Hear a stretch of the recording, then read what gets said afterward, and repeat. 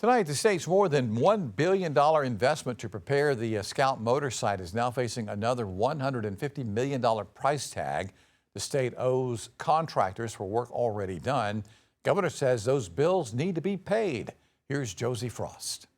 Years ago, the state agreed to do the work needed to prepare that site in Blythewood for Scout Motors. But the Department of Commerce said that delays and extra work ended up driving up some of those costs.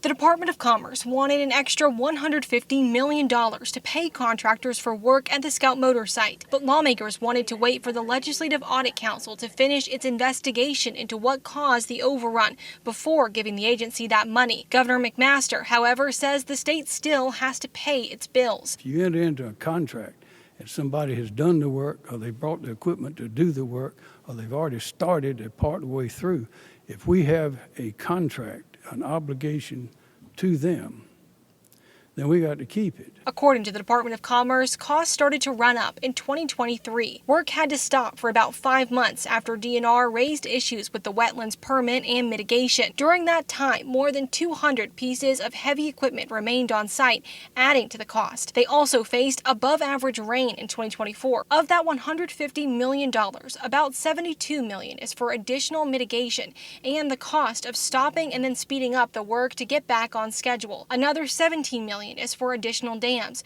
while about $43 million would go toward public roads. And the final $18 million covers other costs that came from having to rearrange the work and play catch-up after the delays. Representative Jordan Pace of the House Freedom Caucus says this shows that massive incentive deals to corporations don't work. They've called on Secretary of Commerce Harry Lightsey to resign. They were wrong, either wrong about their projections or wrong in their ability to micromanage this scenario, and the people should be demanding, and I think will be demanding, accountability. But the Department of Commerce says the deal will still bring those massive benefits to the state. In a statement, the agency said, quote, Scout has already hired 850 employees and continues to hire hundreds of South Carolinians.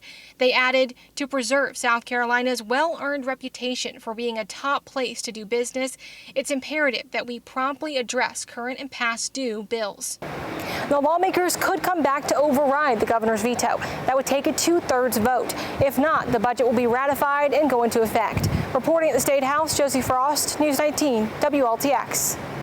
All right, Josie. Now, once that budget is ratified, Legislative Audit Council will have around 4 months to do the investigation into the department's work on the Scout site.